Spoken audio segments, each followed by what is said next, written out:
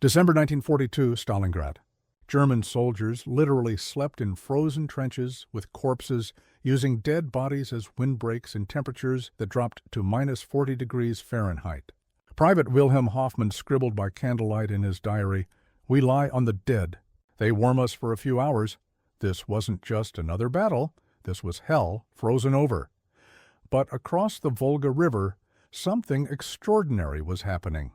Soviet nurse Nina Grebennikova was opening crates marked USA, filled with boots, chocolate, and ammunition that would change everything. While German soldiers gnawed horse meat and boiled wallpaper paste for food, American factories were producing a bomber every 63 minutes. The question isn't how these men survived the impossible cold. The question is, how did American industrial might, thousands of miles away, determine who would live and who would die in those frozen trenches? The answer reveals the hidden truth about how wars are really won.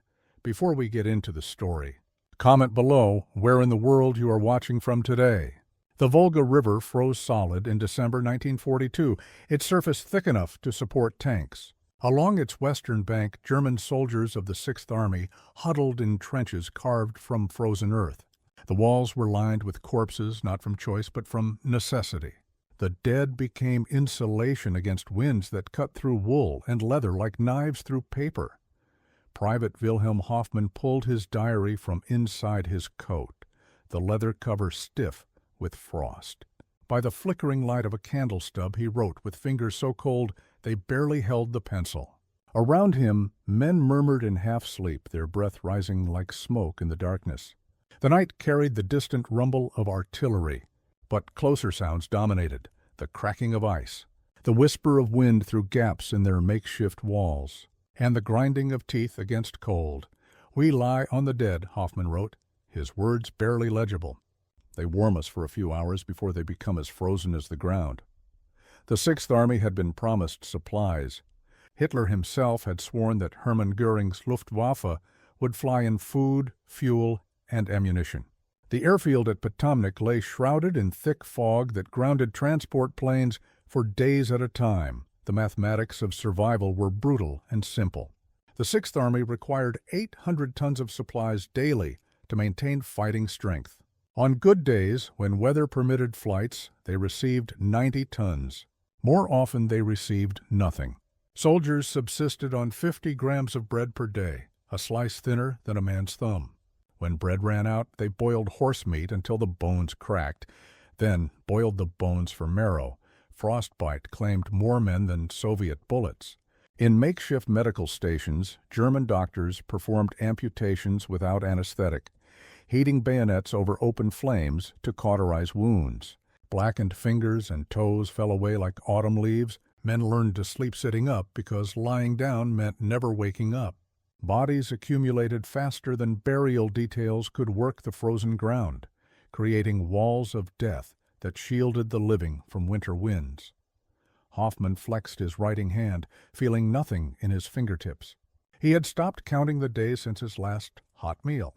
Around him, soldiers spoke in whispers about home, about warmth, about food they remembered from before the war. Some had stopped speaking altogether, conserving energy for the simple act of staying alive. "This is not war," Hoffman scratched into his diary as the candle guttered out. "This is the end of the world."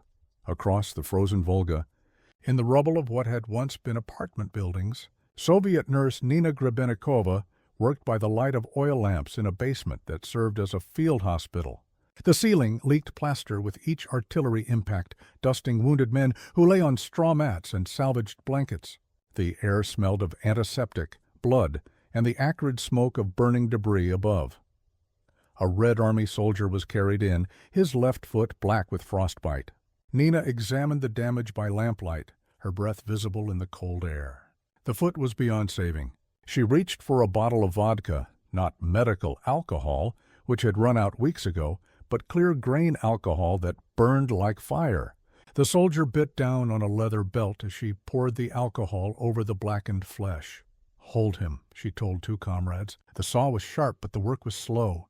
The soldier's face contorted with pain, but he made no sound beyond harsh breathing through clenched teeth. Tears froze on his cheeks before they could fall. When the foot came free, Nina cauterized the wound with a heated knife blade.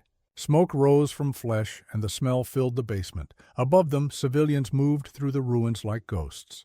They scavenged clothing from corpses, boiled leather belts into soup, and burned furniture for warmth. Children who had grown up in apartments now lived in holes scraped from rubble. Yet even in this destruction, hope arrived in wooden crates. Nina heard the rumble of truck engines outside. Voices called in Russian, but with accents she didn't recognize. American voices speaking broken Russian, learned from phrase books. She climbed the stairs to street level and saw them, Studebaker trucks painted olive drab, their beds loaded with supplies. The crates bore stenciled letters, USA. Inside, Soviet soldiers found treasures that seemed impossible in this frozen wasteland. American combat boots, sized and waterproofed for winter fighting. Canned meat that opened with small keys attached to the tops. Bars of chocolate wrapped in wax paper. Bandages, sulfa powder, and morphine that would save lives in the basement below. Nina opened a first aid kit marked with English words she couldn't read. Inside were supplies her hospital hadn't seen in months. Sterile gauze, adhesive tape, and vials of clear liquid that smelled like medicine instead of alcohol. A card inside bore the words, "From Detroit, Michigan," in both English and Russian. She held the kit against her chest for a moment, feeling something she hadn't experienced since the siege began, the sense that she was not alone. Somewhere across an ocean, people she would never meet had worked to build these supplies. Factory workers in America had packed these bandages, tested these medicines, and loaded them onto ships bound for a war zone they knew only from newspapers. A soldier called her name. Another wounded man had arrived, and she was needed below. But as she descended into the basement hospital, Nina carried with her the knowledge that help was coming. The rumble of American trucks grew louder outside, carrying hope across the frozen river. 3,000 miles from the frozen Volga, molten steel poured from blast furnaces at Ford's River Rouge complex in Dearborn, Michigan. The orange glow lit the December sky like a second sunrise, and sparks fell like snow that never melted. The furnaces ran 24 hours a day, feeding production lines that had been retooled for war. Edward R. Stettinius, Jr. stood in a warehouse in Newark, New Jersey, reviewing shipping manifests by electric light. The papers listed cargo bound for Murmansk, 14,000 pairs of winter boots, 800 cases of canned meat, 60 trucks, and 40 tons of medical supplies. Outside, stevedores loaded Liberty ships with precision born of practice. Every 10 days, another ship left American ports bound for Soviet waters. The statistics defied belief, but they were verified and documented. In 1942, American factories produced more steel than Germany and Japan combined. Detroit's Willow Run plant completed a B-24 Liberator bomber every 63 minutes. The Ford Motor Company alone manufactured more military vehicles than the entire German automotive industry. Stettinius checked his watch and walked to the loading dock. A crane lifted pallets of goods onto the SS John Barry, its hold already half filled with cargo that would cross the Atlantic in convoy. The ship's manifest listed 400 Studebaker trucks, their engines packed in protective grease for the voyage to Murmansk. Once in Soviet hands, these trucks would carry supplies to the front lines faster than any horse-drawn cart. The contrast was deliberate and overwhelming. While German soldiers melted snow for drinking water, American factories shipped 15 million tons of food overseas. While Wehrmacht units stripped civilian railcars for transportation, America produced 400,000 trucks, specifically for Lend-Lease shipment. When Liberty ships docked at Murmansk, Soviet soldiers cheered and tore open crates to find abundance they had never imagined. In Detroit, assembly lines that had once produced civilian automobiles now built tanks at a rate of 1 every 4 hours. Workers who had installed door handles now fitted armor plate. Women who had sewn seat covers now riveted aircraft fuselages.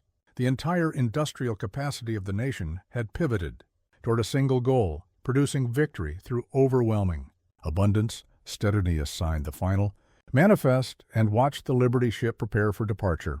Its cargo hold contained enough supplies to feed a Soviet division for a month, equip a tank regiment, and keep an entire army mobile in winter conditions. The ship was one of hundreds that would cross the Atlantic that month, each carrying the products of American farms and factories to allies who needed them desperately. As the ship's whistle echoed across the harbor, Stettinius reflected on the numbers that told the story of this war. America had become the arsenal of democracy not through military tradition, but through industrial capacity. Free people, properly equipped and determined, could outproduce any tyranny. The furnaces of Detroit were weapons as decisive as any cannon, and the assembly lines of America stretched like supply routes directly to the front lines of freedom. The balance between abundance and scarcity would determine the outcome of this war, and that balance tilted heavily toward democracy, November 19, 1942. Operation Uranus began before dawn with the thunder of Soviet artillery. Colonel Ivan Polosukin crouched in his command post, watching red flares arc across the winter sky. The barrage had continued for 90 minutes, targeting Romanian positions northwest of Stalingrad. Romanian soldiers, already demoralized by cold and poor supplies, broke under the assault. Through his field glasses, Polosukin watched T-34 tanks emerge from the morning mist. Their armor bore scars from previous battles, but their engines ran smoothly on American-supplied oil and lubricants. Behind the tanks came infantry, their feet warm in U.S.-manufactured boots, their rifles loaded with American ammunition. The contrast with earlier battles was striking. These men moved with confidence, well-fed, and properly equipped. The Romanian Third Army collapsed within hours. Soviet spearheads punched through defensive lines like paper, advancing faster than German commanders thought possible. Field Marshal Friedrich Paulus, commanding the German Sixth Army inside Stalingrad, received reports of breakthrough after breakthrough. His radio operators tracked Soviet advances with growing alarm as the ring tightened around 300,000 German and Axis troops. Paulus had been promised that the Sixth Army would receive supplies by air. Hermann Goering himself had guaranteed 800 tons of materials daily, enough to sustain the army indefinitely.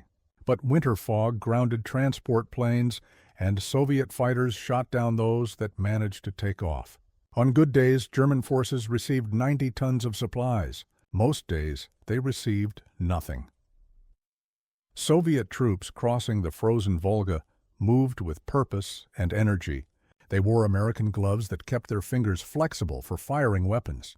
They carried American ammunition that functioned reliably in extreme cold. They ate American rations that provided calories and warmth their bodies needed for combat in sub-zero temperatures. The Lend-Lease supplies had transformed not just their equipment, but their morale. Polosukin coordinated the encirclement from his mobile command post, a Studebaker truck equipped with radios and maps. The American vehicle's heater kept his staff warm while they planned the next phase of the operation. German command posts, by contrast, huddled around small fires that provided little warmth and revealed their positions to Soviet artillery observers. By evening, the trap was closing. Soviet forces advancing from the north linked up with units attacking from the south, completing the encirclement. Radio intercepts confirmed German panic as unit after unit reported being cut off from supply lines. The Wehrmacht's aura of invincibility began to crack as commanders realized their situation was hopeless. Paulus transmitted a desperate message to Hitler's headquarters. Army encircled. Request permission to break out. The response came back within hours. Hold Stalingrad at all costs. No retreat authorized. The Sixth Army was condemned to fight a battle they could not win, supplied by an air force that could not reach them, against an enemy equipped by the world's most powerful industrial nation. The mathematical reality was inescapable. 800 tons needed, 90 delivered on the best days. The equation spelled disaster for every German soldier inside the shrinking pocket. As night fell, Polosukin studied reports of captured German positions. The evidence was clear. The enemy was already starving, already freezing, already beaten by circumstances beyond their control. Inside the shrinking pocket of German resistance, Private Wilhelm Hoffman tore strips of wallpaper from abandoned buildings and boiled them in melted snow. The paste contained flour and starch, enough nutrients to keep a man alive for another day. Around him, soldiers of the Sixth Army performed similar acts of desperation, searching for anything edible in the ruins of Stalingrad. The daily ration had been reduced again. 50 grams of bread had become 30, then 20, then nothing. Hoffman's unit had slaughtered their last horse a week ago, dividing the meat among 100 men. The bones were boiled repeatedly until they cracked, releasing marrow that provided precious calories. Even the hooves were rendered for gelatin. Frostbite spread through the army like an epidemic. Men lost fingers, toes, ears, and noses to the cold. Field hospitals performed 12,000 amputations by January, using heated knives and saws and dugouts lit by candles. Anesthetic had run out in December. Soldiers bit leather belts and wooden sticks while surgeons removed blackened flesh with instruments that froze to their hands. Hoffman's diary chronicled the collapse of military discipline and human dignity. Soldiers stole food from the wounded. Officers hoarded supplies while enlisted men starved. Bodies accumulated in trenches because burial details lacked strength to dig through frozen ground. The dead became construction material stacked like sandbags to stop wind and bullets. Rumors circulated about a relief army approaching from the south. General Hermann Hoth's 4th Panzer Army was supposedly fighting through Soviet lines to rescue the 6th Army. Men repeated these stories like prayers, clinging to hope that someone was coming to save them. But the relief never came. Hoth's advance stalled 50 miles away, stopped by Soviet forces equipped with American tanks and artillery. The contrast between promise and reality grew starker each day. Hitler's propaganda proclaimed victory while soldiers ate leather soup. Radio broadcasts spoke of German superiority while men died of diseases caused by malnutrition. The disconnect between official narrative and lived experience broke something fundamental in the survivors. Hoffman wrote by candlelight, his handwriting becoming increasingly erratic as weakness affected his motor control. "The snow eats our dead," he recorded on January 15th. "It covers them, and they disappear. Soon it will cover us, too." Around him, men talked in whispers about surrender, about walking into Soviet lines with white flags, about anything except continuing to fight. Medical reports documented the Army's deterioration. Typhus spread through crowded bunkers. Dysentery weakened men already struggling with starvation. Frostbite infections turned septic without antibiotics to fight them. The Sixth Army was dying by degrees, each day bringing new casualties from cold, disease, and despair. By late January, effective fighting strength had fallen below 50,000 men. The rest were dead, wounded, or too weak to carry weapons. Those who remained functional survived on willpower and the human body's remarkable ability to endure suffering. But endurance had limits, and those limits were approaching fast. Hoffman's final diary entry was brief: "We are done. God forgive us for what we have done and what we failed to do." Soviet soldiers gathered around wooden crates marked with stenciled letters that spelled hope, USA. The crates arrived on Studebaker trucks that navigated ice-covered roads with reliability that amazed Russian drivers. Inside each box, men found treasures that seemed impossible in a world of rationing and scarcity. Colonel Ivan Polosukin watched his troops open American rations with the wonder of children discovering gifts. Pink slabs of Spam emerged from rectangular cans, their metal keys still attached. Soldiers who had subsisted on black bread and thin soup stared at meat that glistened with fat and salt.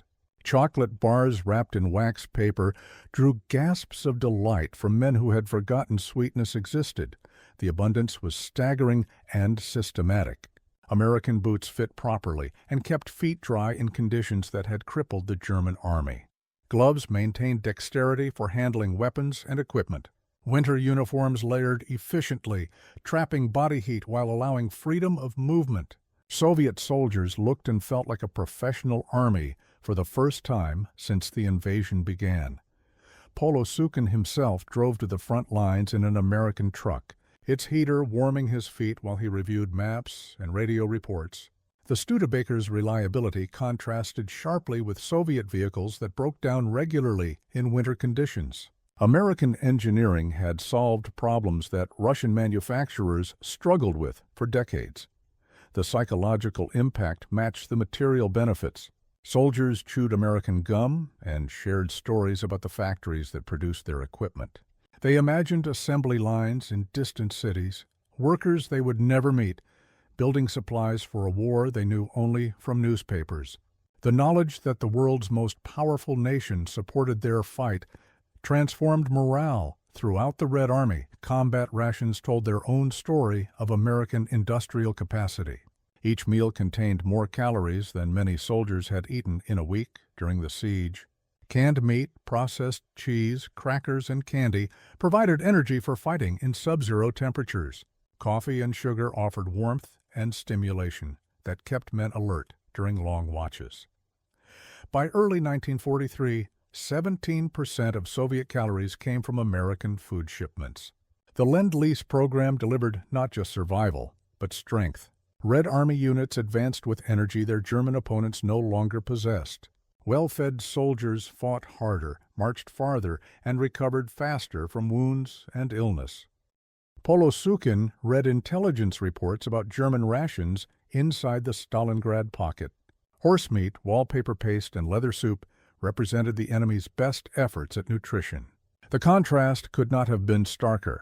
Abundance versus scarcity, plenty versus want, hope versus despair. As his troops prepared for the next phase of operations, Polosukin reflected on the transformation American aid had brought to the Soviet war effort. These were no longer desperate defenders fighting with captured weapons and improvised equipment. They had become a modern army, properly supplied and professionally equipped, ready to carry the war westward toward Germany itself. Empty Spam cans and chocolate wrappers littered the snow around. Soviet positions, physical evidence of American support that reached the front lines of the world's most brutal conflict.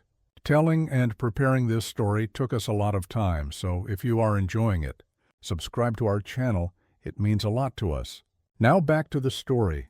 While Field Marshal Friedrich Paulus's staff burned military maps for warmth in their underground bunker, Henry Ford's River Rouge complex in Michigan operated at triple shift capacity. The contrast between collapse and productivity could not have been starker. In Stalingrad, German officers used documents as fuel for tiny fires that provided barely enough heat to prevent frostbite. In Detroit, blast furnaces roared 24 hours a day, producing steel at rates that defied German comprehension. Hitler raged in his East Prussian headquarters, demanding that the Sixth Army fight to the last man, rather than surrender.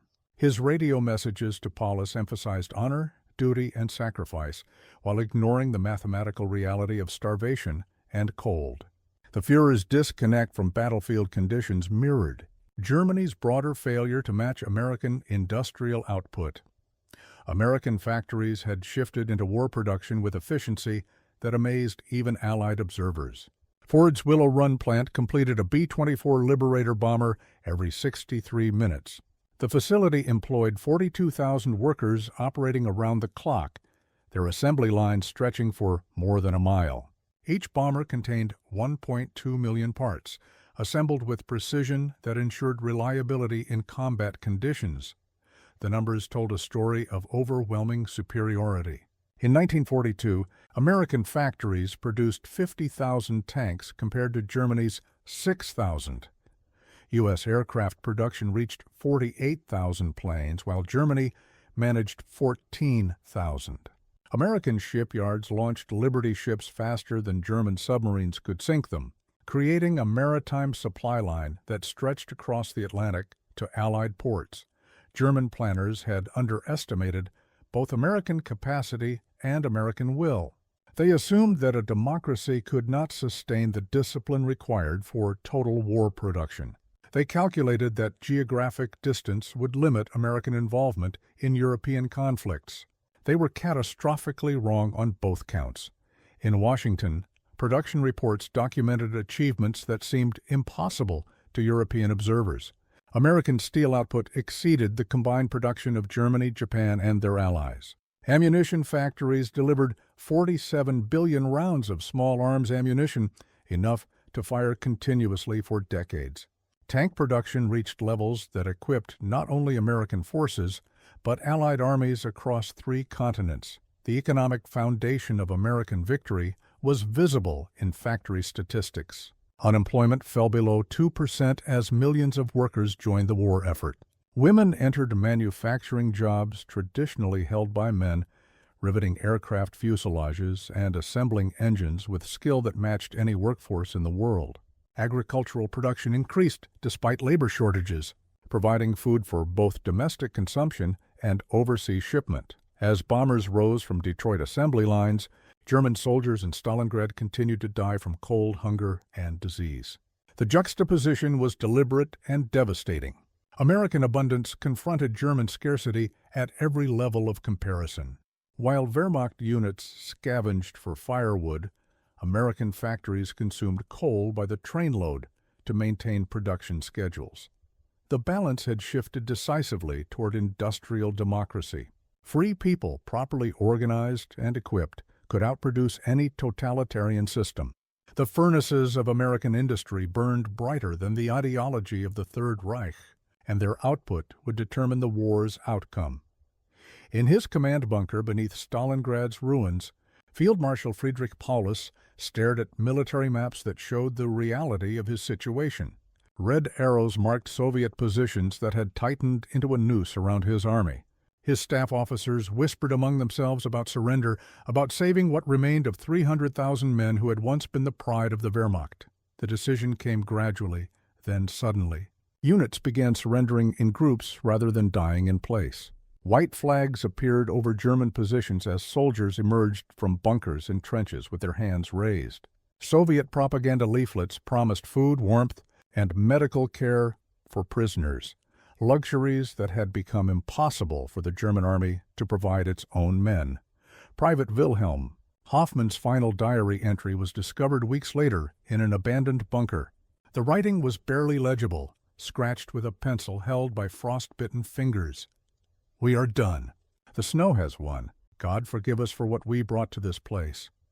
Around the diary lay evidence of the Army's collapse: empty ammunition boxes, discarded weapons, and the frozen bodies of men who had fought until their strength failed. Nina Grebennikova worked in makeshift prisoner hospitals, treating both Soviet wounded and German POWs with equal medical attention. The German soldiers who survived to reach her aid station were skeletal figures wrapped in rags, their faces hollow with starvation and marked by frostbite. Many wept when given hot soup and bread, overwhelmed by simple human kindness after months of suffering. The medical evidence documented the price of Hitler's obstinacy. German soldiers weighed an average of 20 pounds less than they had in November. Frostbite casualties exceeded 90,000 cases, with 12,000 amputations performed in field conditions. Typhus, dysentery, and other diseases caused by malnutrition killed thousands more. Of the 91,000 German and Axis soldiers who eventually surrendered, fewer than 5,000 would survive Soviet captivity to return home after the war. Soviet intelligence officers interviewed captured German troops, gathering information about Wehrmacht capabilities and morale. The prisoners spoke of supply failures, leadership incompetence, and the growing realization that Germany could not win a war of industrial production against the Allied powers. They described watching American bombers overhead, knowing that each aircraft represented manufacturing capacity their own country could never match. Nina documented her observations in letters to friends in Moscow. She wrote about the contrast between well-fed Soviet troops opening American rations and starving German prisoners, grateful for scraps of black bread. The visual evidence of American support was overwhelming: trucks, radios, medical supplies, and food that had sustained the Red Army through its darkest period. The frozen Volga River became a symbol of the war's turning point. German corpses lay beneath Soviet feet as the Red Army prepared to advance westward. The siege of Stalingrad had ended not just with military victory, but with the complete exposure of German weakness and Allied strength. As the guns fell silent, only the wind remained to witness the transformation of Nazi invincibility into frozen silence. Convoys of Studebaker trucks rolled across the steppe, carrying Red Army troops westward toward Germany. The American vehicles moved at 30 miles per day across terrain that would have bogged down horse-drawn transportation for weeks. Colonel Ivan Polosukin rode in the lead truck, watching the landscape pass through windows that remained clear despite sub-zero temperatures, another small advantage of American engineering. The contrast with retreating German forces was visible and decisive. Wehrmacht units struggled with horse-drawn carts that broke down in mud and snow. Their vehicles ran on synthetic fuel that performed poorly in cold weather when it was available at all. Soviet mechanized units, powered by American trucks and supplied with American gasoline, moved with speed that German commanders found impossible to counter. More than 2,000 U.S.-built trucks participated in Operation Uranus alone, carrying troops, supplies, and artillery across hundreds of miles of winter terrain. The Studebaker US-6 had been designed specifically for Lend-Lease shipment, with modifications for Russian conditions and maintenance requirements. Soviet drivers praised the vehicle's reliability and ease of repair compared to domestic alternatives. Polosukin's division advanced along roads that German forces had abandoned in their retreat. They passed burned villages, destroyed bridges, and defensive positions hastily evacuated. The evidence of German withdrawal was everywhere: abandoned equipment, discarded ammunition, and graves marked with temporary wooden crosses. The Wehrmacht was running, and American wheels were enabling Soviet pursuit. Radio reports described similar advances across the entire front. Soviet armies equipped with American transportation were moving faster than German forces could establish new defensive lines. The strategic advantage of mobility had shifted decisively toward the Red Army, powered by Detroit's assembly lines and maintained by American spare parts. The psychological impact on German morale was severe and documented. Captured Wehrmacht soldiers spoke of watching endless columns of American trucks carrying Soviet reinforcements forward, while their own units received no supplies. They described the demoralization of fighting an enemy that seemed to have unlimited resources while they scraped for basic necessities. Intelligence reports revealed the strategic significance of American transportation aid. Soviet generals credited Lend-Lease trucks with enabling deep penetration operations that would have been impossible with horse-drawn logistics. The mobility advantage allowed Red Army forces to exploit breakthroughs faster than German commanders could respond to threats. Polosukin studied maps that showed the scope of Soviet advances since Stalingrad. Red arrows pushed steadily westward, supported by supply lines that functioned reliably in all weather conditions.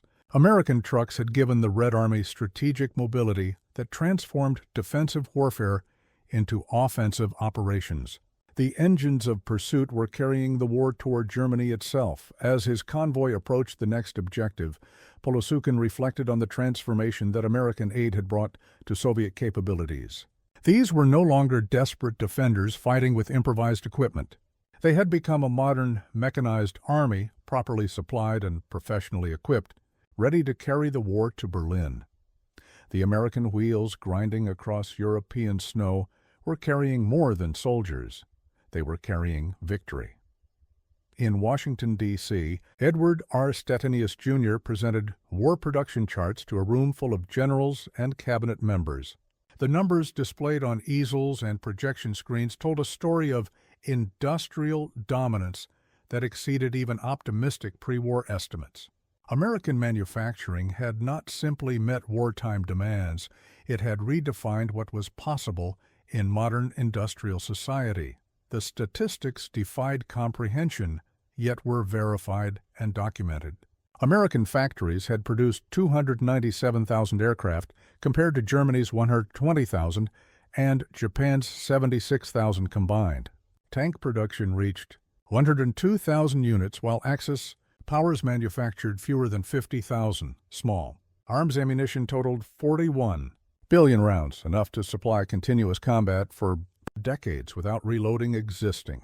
Stockpiles, Lend-Lease shipments represented a separate category of American achievement. $11 billion in military aid had flowed to allied nations, equivalent to $180 billion in contemporary currency. The Soviet Union alone received 400,000 trucks, 12,000 armored vehicles, 14,000 aircraft, and 15 million tons of food. Britain obtained 31,000 tanks, 131,000 machine guns, and naval vessels that replaced losses to German submarines. The charts showed production curves that demonstrated American industrial acceleration. Monthly aircraft production had increased from 1,900 units in December 1941 to 9,600 units by December 1942. Tank production rose from 2,500 per month to 5,000 per month over the same period. Shipbuilding achieved rates that launched 3 Liberty ships daily, replacing merchant vessels faster than enemy action could sink them. Stettinius emphasized the strategic implications of these figures. American industry had not only equipped U.S. forces for global warfare, but had also sustained Allied armies across multiple theaters of operation. Soviet resistance at Stalingrad, British operations in North Africa, and Chinese defense against Japanese invasion all depended on American production capacity. The economic foundation supporting these achievements was equally impressive. Unemployment had fallen to 1.2% as factories absorbed every available worker. Agricultural production increased despite labor shortages, providing food for both domestic consumption and overseas shipment. Steel production reached 89 million tons annually, exceeding the combined output of all Axis nations. Quality control matched quantity in importance. American equipment functioned reliably in extreme conditions from Arctic Russia to tropical Pacific islands. Standardized parts simplified maintenance and repair procedures, ensuring that vehicles and weapons remained operational throughout extended campaigns. Engineering excellence translated directly into battlefield effectiveness. The human cost of this industrial achievement was significant but sustainable. American workers labored in dangerous conditions, suffered industrial accidents, and endured rationing of consumer goods. Yet the democratic system provided motivation and purpose that totalitarian regimes could not replicate. Free workers outproduced slave labor by margins that surprised even American planners, as the briefing concluded. Attendees understood that they were witnessing more than military victory. They were seeing proof that democratic capitalism could outperform any alternative economic system when properly motivated and organized. The arsenal of democracy had not simply won a war. It had demonstrated the superiority of free societies in the most demanding test imaginable. Columns of German prisoners marched through Red Square in Moscow, their footsteps echoing off cobblestones worn smooth by centuries of history. Soviet citizens lined the streets, some cheering, others watching in silence as the remnants of the Wehrmacht shuffled past in defeat. The myth of German military invincibility had shattered completely, replaced by the reality of starving soldiers wrapped in rags and newspaper. The propaganda impact was calculated and devastating. Newsreels captured images of German officers removing their decorations before entering prisoner compounds. Soviet photographers documented the contrast between well-fed Red Army guards and skeletal German captives who weighed 20 pounds less than they had before Stalingrad. The visual evidence of Nazi failure spread across Allied nations and neutral countries. Axis allies began seeking separate peace negotiations as the implications of German defeat became clear. Romania, Hungary, and Finland sent secret diplomatic missions to negotiate surrenders before Soviet armies reached their borders.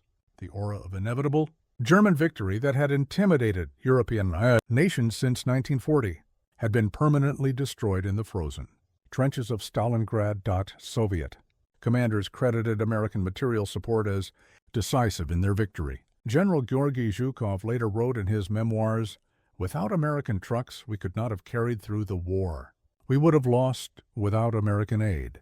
Marshal Alexander Vasilevsky noted that Lend-Lease supplies had enabled Soviet forces to maintain offensive operations.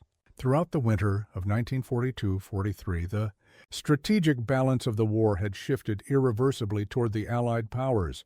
German forces would continue fighting for 2 more years, but they would never again launch major offensive operations on the scale of their earlier campaigns. The Wehrmacht became a defensive force, retreating steadily toward Germany as Soviet armies advanced on American wheels and fought with American ammunition.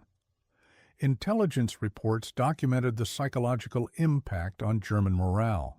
Captured soldiers spoke of watching American bombers overhead, while their own Luftwaffe remained grounded by fuel shortages. They described the demoralization of fighting enemies who seemed to have unlimited supplies, while German units scavenged for basic necessities. The international implications extended beyond military affairs. Neutral nations that had considered joining the Axis began aligning with Allied powers instead. Turkey, Spain, and Switzerland shifted their policies to favor countries that demonstrated industrial capacity and staying power. The prospect of German victory that had influenced diplomatic calculations since 1939 disappeared permanently. Soviet victory celebrations emphasized the role of Allied cooperation in defeating fascism.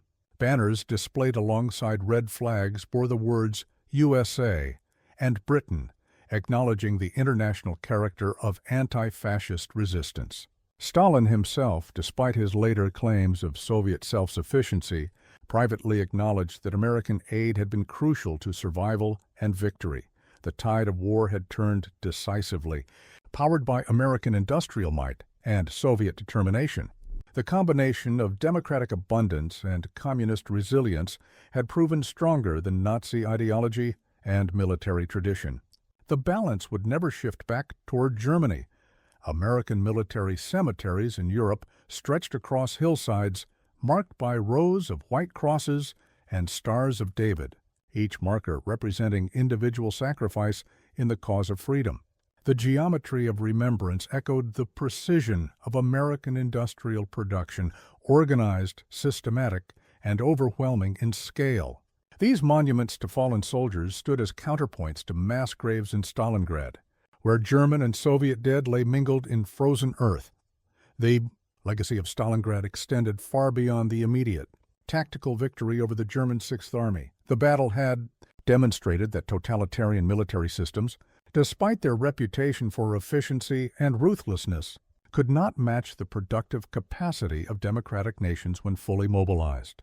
American factories had proven more decisive than German discipline, Allied abundance more powerful than Axis ideology. Statistical analysis revealed the mathematical foundation of Allied victory. By war's end, American industry had produced 297,000 aircraft, 86,000 tanks, and 2.4 million trucks. These figures dwarfed Axis production by margins that made defeat inevitable once American capacity reached full production.